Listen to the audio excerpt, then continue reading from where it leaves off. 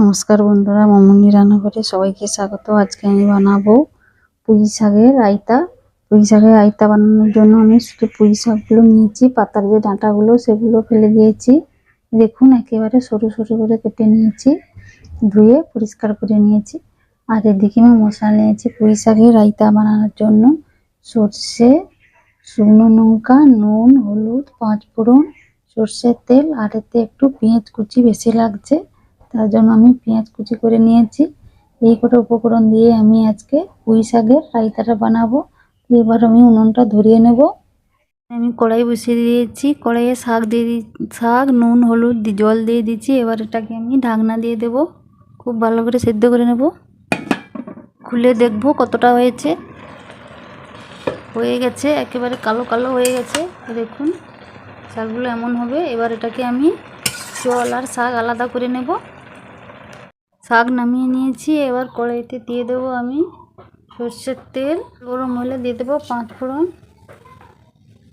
ফোড়ন হয়ে গেছে, এবার আমি দিয়ে দেবো পেঁয়াজ কুচি। কিছু দিয়ে খুব বেশি ভাজবো না, হালকা একটুখানি নেড়ে চেড়ে নেব। এবার আমি এর মধ্যে দিয়ে দেবো শাকগুলোকে।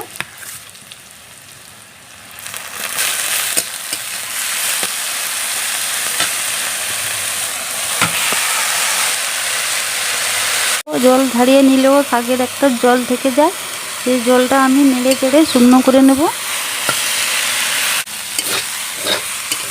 দেখুন শাকের আমি জলগুলোকে একেবারে শুকিয়ে নিয়েছি, একটুও জল নেই, ভাজা ভাজা করে নিয়েছি। এবার এটাকে মাঝখানে আমি একটুখানি জায়গা করে নেব। দিয়ে দেবো অল্প একটুখানি সর্ষের তেল, আর দিয়ে দেবো সর্ষে, শুকনো লঙ্কা বাটা দিয়ে খুব ভালো করে শাকটাকে ঢাকনা দিয়ে দেবো। সর্ষে কাঁচা শুকনো লঙ্কাটাকে ভালো করে ঢাকনা দিয়ে দিয়েছি। এবার দিয়ে দেবো উপর থেকে সে তেল একটুখানি। হয়ে গেছে, এবার এটাকে আঁচে 2-3 মিনিট আমি ঢাকনা দিয়ে রেখে দেবো। 3 মিনিট পরে আমি খুলে দেখব। এই দেখুন এইভাবে হবে।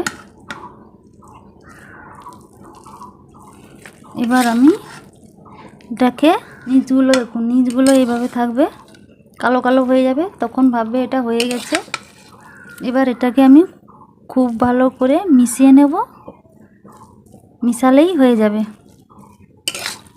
দেখুন পুঁই শাকের রায়তা একেবারে রেডি। ঝাল আর ঝাঁঝ আর গরম ভাত দারুণ হবে। তো বন্ধুরা, লাইক, সাবস্ক্রাইব ও ফলো করে আমার পাশে থেকো। আর অবশ্যই কমেন্ট করে জানিও পুঁই শাকের রায়তাটা কেমন হয়েছে।